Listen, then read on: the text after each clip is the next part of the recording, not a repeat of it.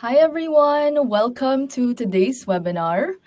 Let's just wait a bit for the others to join in. Very happy to have all of you here with me and Sophie. Please feel free to engage in the chat.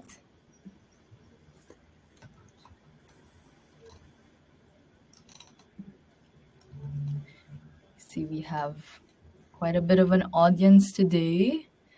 For those who are already in the webinar, I'm curious to know where you guys are joining from. So I'm actually joining in from Paris. And Sophie, you're joining in from? Brussels. Brussels. And for everyone who is here with us today, feel free to let us know where you're joining in from. Hello there. We have someone commenting in the chat. Amsterdam. Nice. Cool.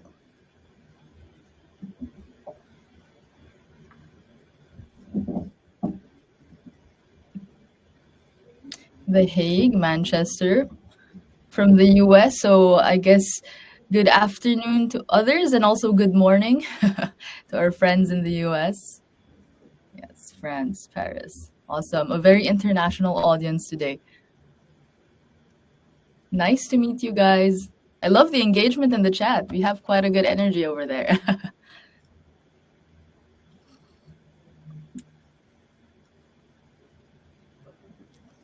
Mexico. Wow. Hello. All right. So actually, we'll let the other people join in their own time, but we're happy to begin the webinar right now. Thank you all so much for making the time to be with us today. So the webinar you're joining, just to make sure that you're in the right one, is entitled Save Time, Cut Costs, The Secrets to Companies Thriving with Digital Carbon Accounting. So the focus of today's webinar is actually exclusive findings from an ROI study conducted by SIA Partners. So just to introduce myself, I'm Maggie Maniago working for Greenly. I'm a marketing manager leading our efforts in the North American market. And today I'm joined by Sophie. So I'll let you introduce yourself, Sophie. Go ahead. Hello, everyone. Nice to see so many of you joining today. My name is Sophie. I'm a senior consultant at SIA Partners, working in climate and sustainability here for over 4 years now. And yeah, today I have the pleasure to share with you some findings about the study we did together with Greenly. Awesome.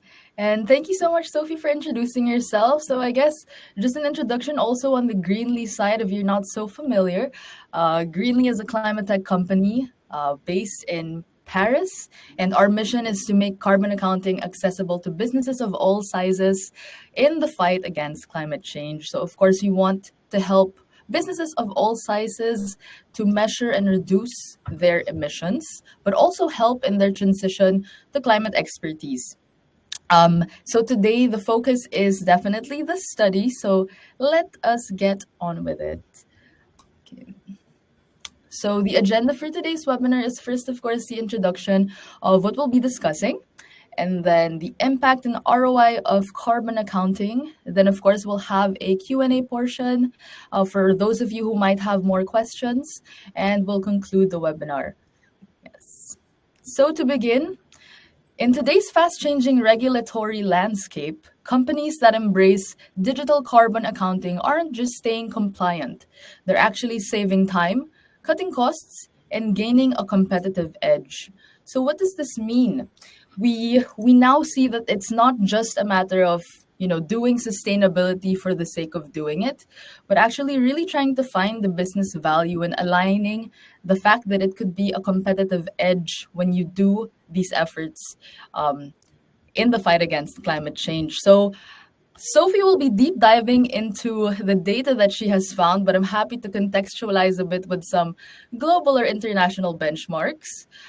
So what are the facts at the moment? So McKinsey actually tells us that companies reducing their emissions save 5 to 15% in costs. Interesting numbers to know. And BCG actually tells us that carbon measurement boosts profitability by 6% or more. And then a third data point that's interesting to know is that in the tech industry, data centers reduce costs by 30% through carbon reduction. So this data comes from Google and Microsoft. So, of course, those are very interesting and positive facts to know that encourage us to do carbon accounting. Um, and I'm very curious to know. So, throughout this webinar, we'll be sharing some polls for you guys to answer, just out of curiosity about like how into sustainability and carbon accounting your companies are are in. So, feel free to answer the questions that you see pop up. But happy to go on and move on to the study that we'll be discussing today. So, just before I pass on the mic to Sophie, so just for contextualization of the study that we'll be discussing, we had actually asked companies that we work with. So Greenly actually has over 3,000 clients that we work with across more than 20 countries around the world. We had asked companies in the North American market who would be willing to participate in the study conducted by SIA. And we have three of them featured and included in the study. So the first one is the Siemens Company. It's a network infrastructure solutions manufacturer. We have also 4840 Solutions, which is North America's largest pallet management company, offering end-to-end pallet solutions across 258 plus facilities, including 68 recycling plants. And last but not the least is Ice River Springs, which is actually a sustainable bottled water company that produces its own bottles from 100% recycled plastic to reduce waste and environmental impact. So I will pass the mic now to Sophie to discuss the applied methodology that she used for this study before she deep dives into the objectives and also the findings. So go ahead, Sophie. Thank you, Maggie. So yeah, basically actually prior to identifying the participants, we were reflecting on what kind of metrics do we want to measure, what's the data that we want to collect to be able to assess the return on investment. Here we focus on a few metrics, such as the time spent on carbon accounting, the number of personnel involved in the exercise, associated costs that came with the exercise, and also additional investments in terms of like tools used or like external expertise. Once we had these metrics identified, we went in and developed an interview guide. We came up with 21 open-ended questions and 3 cost analysis tables to be able to gather quantitative data as well on the company's metrics prior to using the Greenly platform, during the implementation and after the implementation. We shared these questionnaires with the participants. They had the time to come up with their answers to respond. And once we got the answers back from them, we scheduled a 1.5-hour interview with each of them, again, going over their answers and collecting additional insights and return on experience. Maybe also just taking a second here to add a little disclaimer that this study has been commissioned by Greenly to SIA partners as an unbiased third party to do so. So basically, Greenly has not been involved in has not been involved in the exercise at all, except for choosing the 3 clients. So we can continue to the next slide. Yes. Okay, so just before going into the results, I wanted to establish what our objectives were with the study. Basically, on the one hand, we wanted to collect quantitative and qualitative data to assess the impact of the platform on operational efficiency, cost saving, and sustainability outcomes. So on the one hand, we were quantifying financial returns by measuring the financial benefits generated by the investment and comparing them to the net benefits of the total cost. We also wanted to evaluate the cost savings by measuring how much more efficiently resources have been used or are utilized to generate financial returns. We also wanted to assess the impact on the more general business performance. So looking into other KPIs such as operational efficiency, marketing, market readiness, and brand valorization. We also looked into what are the risks that come with working, or the potential risks that come with working with a carbon accounting platform, if there are any, and how flexible is the platform regarding its clients' needs. And then, basically have an all-rounded kind of holistic business case to provide, throughout the study. So with this, I'll dive into the findings. So as I mentioned, we have both qualitative and quantitative findings. Obviously, the quantitative is like hard-on data, numbers that are really interesting and everyone's eager to have. But then there's also the qualitative insights that are very very precious to have, and where we looked into everything like what were the challenges, what were the objectives, how did you go about the exercise prior to the implementation, what were your decisions to invest, and what are the how did it go throughout the implementation of the exercise. So let me give you a few insights here, but basically when asked companies on the main challenges, many of them mentioned a lack of internal resources, a lack of technical knowledge, the data collection process being very hard and long, data consistency not being always present and easy, and a lack of tools or automation. To give you an idea, like some of the participants said they're 1 or 2 sustainability managers for the whole company, which means that they have a very big scope of responsibilities and tasks to their everyday work, and carbon accounting not even being their primary role, which is a hard and long exercise to do, especially when you're alone. So basically, all of this leads to a lack of knowledge, like not being 100% available for this kind of exercise. And then also some of them mentioned that they're struggling with methodologies such as the GHG protocol, the compliance, and even understanding all of these different methodologies and frameworks. When I asked them about their objectives and goals, like what they were looking for when they decided that they wanted to work with a carbon accounting platform, most of them said that they want to standardize their carbon footprint calculations. They also want to be more transparent and increase stakeholder confidence. And some of them mentioned that they have long-term goals, such as being net zero, for example. And so having a robust carbon or being able to measure your emissions is obviously the first step to becoming net zero.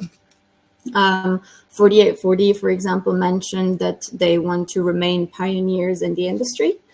And others mentioned that they also would like to free up internal resources and have them focus on other tasks.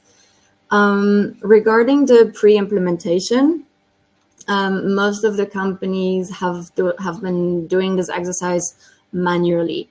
So basically, either like Excel sheets with very resource intensive methods, and being not very 100% happy with the results. Like often the scope was very limited or not good enough to actually make strategic decisions, and overall a very cost and labor intensive practice. So 4840, for example, said that by doing this manually, their scope was very limited. And Ice River Springs even considered investing in an in-house solution, but then again realized that this would be resource and very cost intensive to do it themselves. And for the Siemens company, they've been working with Qantas prior to working with Greenly. But here they weren't able to leverage the data as good as they could afterwards with Greenly. So they mentioned that it was just not 100% satisfactory regarding the whole effort that they still put into this exercise. This leads us to the decision to invest. Here, the clients and the participant mentions that Greenly is a very price value, is like best price value, presents the best price value ratio compared to some of its competitors. Some of them said that it's very cost effective, but also easy and like the ease of implementation. Some platform features, such as the financial data API, data visualization tools were very attractive to some of the participants, and even having an integrated reporting tool. And then also the possibility to measure your emissions on group level rather than just entity level.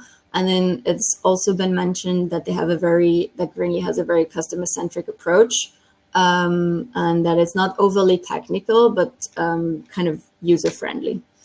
The Siemens company, for example, also mentioned that they really appreciate the option of having consultancy support, and they even looked into Greenly's references and even went ahead and consulted some of them to have like a return on experience to know what to expect working with Greenly. And then last but not least was the implementation of the exercise. So here, most of the participants said that it was very smooth and efficient to onboard. Some of them were surprised. They mentioned it was like half a day. It only took them half a day to have the platform up and running. And again, it was very user-friendly and fast.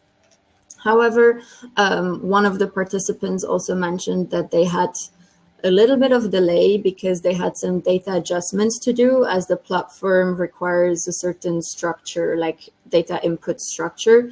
So they had to go in and like do some little edits to comply with the needs of the platform. And they also occurred some occasional technical bugs. But voilà, I think that's it for the qualitative insights from the study. With this, I can continue to the quantitative part of it. So yes, as you can see, 4840 is the example of the that we have here in front of us. Basically, the outcome prior to working with Greenly was, as already mentioned, they only had like a limited scope 1 and 2 emissions. Working with Greenly, this improved drastically. They were able to have like a full scope, look into group level emissions and have a robust overview. They also were able to have a reduction action plan, be compliant with regulations and the GHG protocol, also have the data visualization dashboards, and have the data ready for decision making. Some of them also mentioned that beyond this, they were able to support whatever data they found. And because of doing this exercise, they were able to improve their score on CDP or EcoVadis, for example. Also, the Siemens company estimates that their results improved from 50 to 90% accuracy. And I think that's most of what I wanted to say here. So then we look into the hours invested. So as you can see, here there's been a 96%, one of the participants has been able to save 96% of its time spent on carbon accounting within the first year of implementation. So basically reducing the hours from 1,080 hours spent on the exercise to only 40 hours in the first year of implementation to 32 in N+1. I think this has mainly been due to reduced number, well, due to the fact that they gained a lot of time on the data collection through the optimization of the platform, but also included, this exercise also included cost saving. So some of the participants mentioned that they've been able to save up to 80,000 euros annually that they've spent on consultancy fees, for example.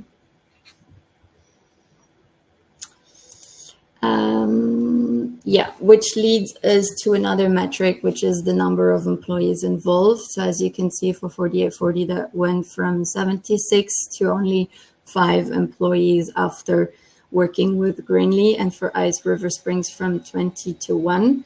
The reduction of personnel involved is mainly due to the platform's streamlined data collection process, and also the possibility to allocate these resources to other projects.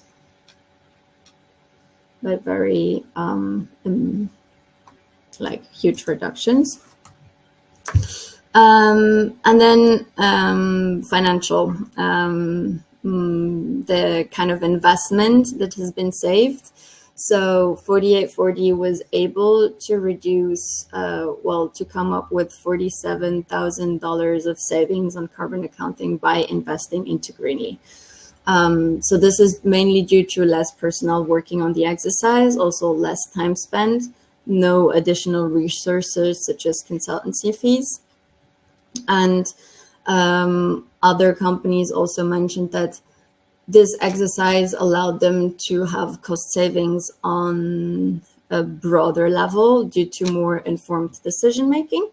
So Ice River Springs, for example, was able to leverage the insights on emission factors to opt for more renewable energy solutions. And they were also able to reassess the material choices. So due to having more data and more visibility on their operations, they saw where the main emissions came from and were able to easily act, well, maybe not easily, but they had the data to act on this and switch to recycled materials, for example. Little question here. I'll skip this. And then, so this leads me to one of our last graphs, where 4840 said that 15% of their revenue relies on transparent emission data sharing. Basically, this means that more and more of their clients are asking for emission data. And if they would not be able to provide this to their potential clients, they would lose this business. So I guess what's interesting to say here is that all of the participants were American companies. Today, there is no legal obligation to calculate your carbon footprint in the US. However, all of the participants saw more and more urgent need or demand actually coming on this side. So for more transparency, they said that they really feel like strengthening their client relationship through transparency and sharing their emissions with both suppliers and clients. And one of the participants also mentioned that they saw an 80% increase in sustainability related questions in RFPs. So even if that today is not yet a decision factor, the questions related still increase and become more and more interesting for collaborations amongst stakeholders. Well, yeah, I think this already brings me to the summary of the findings. So to come back to some of the numbers that we found, one of the participants was able to save up to $80K a year due to consultancy fees that they saved up on, and that they've been able through Greenly to actually internalize this knowledge and be able to do this kind of exercise themselves, like hands-on, and save up external aid. And then there's been a 90% improved accuracy on their carbon accounting results, as we've seen. That's on the one hand due to a broader scope, like scope 3 instead of just 1 and 2, but also more accuracy due to a tool, a dedicated tool, and an expertise that comes with it. And then cost saving of up to 52%, and time reduction, time spent on the exercise has been reduced to 96% through the exercise. Voilà, I think these are the main figures that came out of the study, together with the qualitative info. But yeah, I guess I'll leave the floor to you in case you have any questions regarding anything that I just presented, if you want additional insights, or yeah, if you have any other questions for either Maggie or myself. Thank you so much, Sophie. So I see we have an engaged crowd here. There are actually already 2 questions for you, Sophie. I'll just read them out loud. One from Gil Ezovi. Let me know if I hope I'm pronouncing that right. He asked a while ago, do the ROI take into account implementation costs and adoption or enablement costs? Yes. Yes. So implementation costs have been taken into account. Yes. I mean, I don't know the numbers by heart anymore, how much it was for whom, but this is taken into account. Okay. And feel free to engage in the comments if the rest of you have questions, but we do have another question over here. Given your side note of these companies being US based, how does the appetite of carbon accounting compare between EU and US companies? Well, I mean, I can give my point of view, and Maggie, maybe you can also you mine. can No give worries. your expertise on Yeah, this no as well. So I saw a lot of engagement from the 3 participants that I've been interviewing, and this mainly also coming through the fact that they really see a value in this, being pioneers, and for all the other reasons that I mentioned, being on top of their game, meeting their goals and stuff, but all of this being very voluntary at this point from a US perspective, as it's not required through regulations just yet. So I guess in the US we see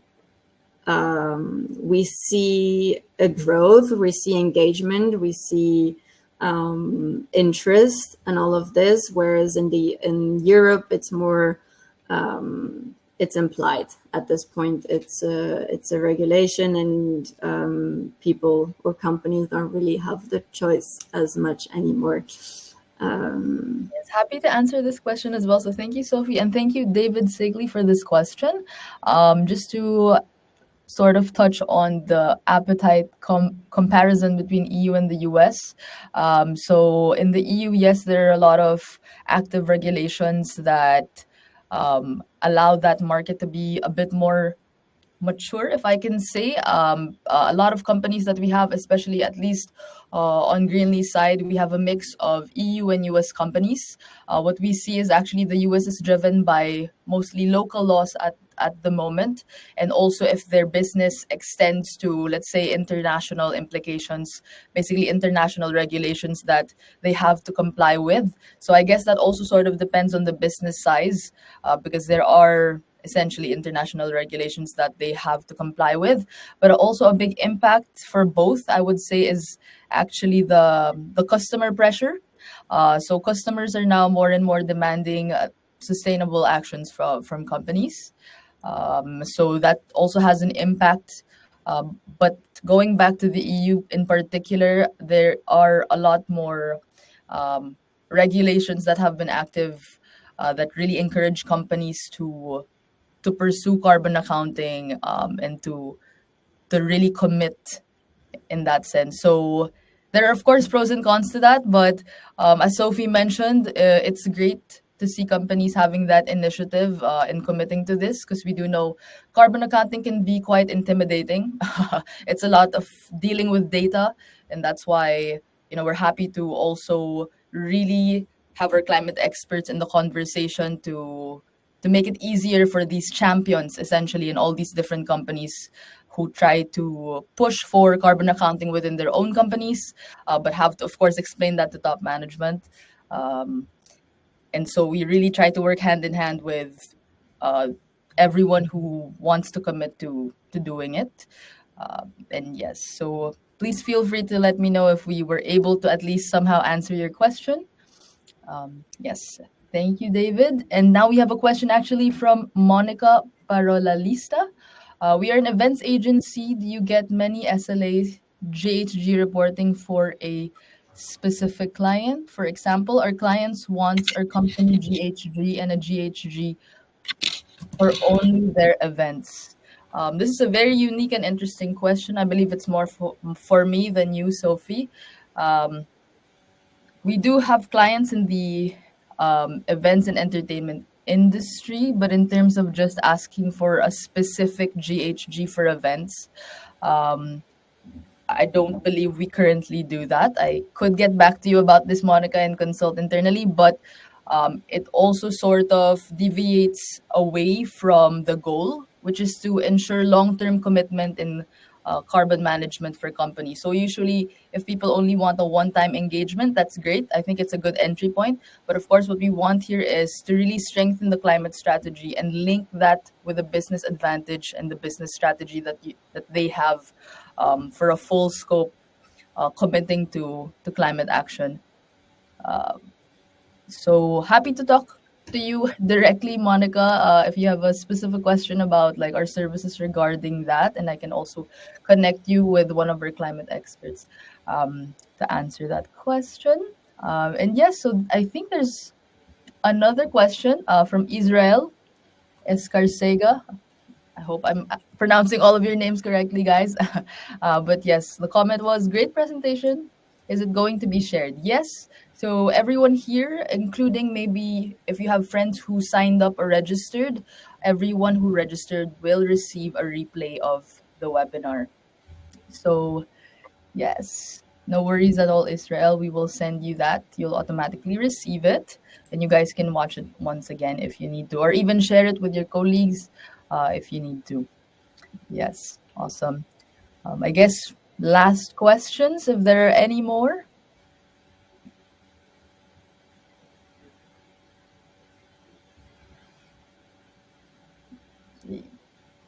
Just seeing if people are typing. I see Alexandra is typing. Feel free to punch in your question if you have any. Thank you. All right. So if you have any other questions, actually, further questions, just feel free to reach out to me or Sophie. Our emails are on the screen if you need it. But I'm happy to dive into the conclusion of our webinar today.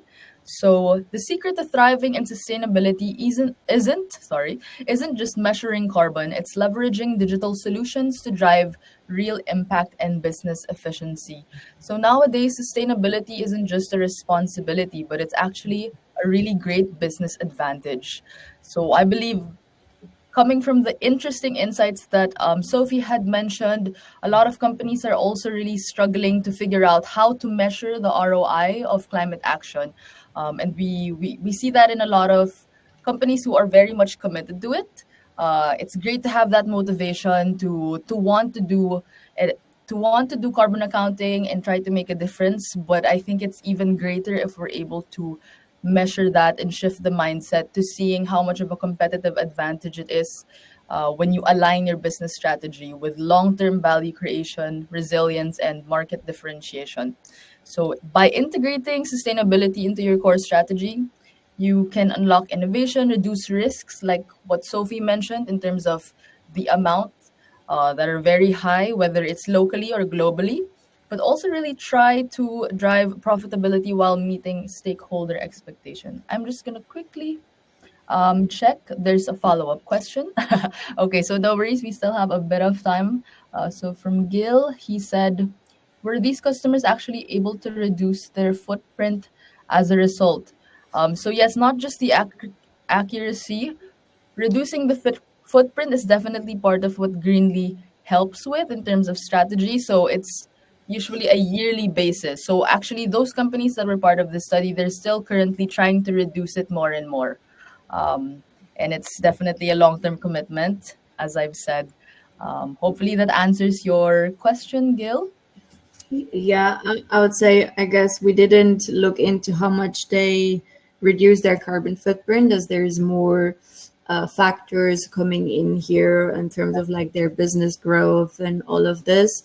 But I think what we can deduct from the findings here is really that they have more, they have now the data, and they're more equipped to make decision making regarding their reduction plans. So they have a reduction plan that comes with the platform, but also, as I mentioned, the example from, I think it was Ice River Springs, that switched to renewable energy, as they've seen the emission factors and have a more, yeah, a better insight into where their emissions come from. Exactly. So, given the accuracy of the data, which is what our carbon accounting platform tries to help the companies with, the more accurate the data, the more they're able to create that decision and present that to their suppliers when they're, again, what Sophie mentioned, that making a big decision to shift and reduce their emissions. So in that way, we're helping, but of course, the effects of that are still ongoing. So they're still currently trying to reduce it with a long-term plan. And again, feel free to send us an email if you have any questions. And I'm actually inviting all of you to our next webinar, which is very specific to the manufacturing industry, entitled From Compliance to Competitive Edge, Mastering Sustainability in Manufacturing with DECRA. So we're actually going to be having the managing director of DECRA North America join us for this webinar. And we'd like to thank you all very much for joining us. Thank you all so much. We wish you a great day ahead and looking forward to seeing you all again. Thank you so much. Have a great day. Thank you, everyone. Thank you, everyone. Thanks, Maggie. Thank you, Sophie. Thank you so much. Awesome. All right. Thank you so much, Sophie. And thank you, everyone. Have a nice day. We'll Bye-bye. we'll end the webinar here. See you again. Thank you.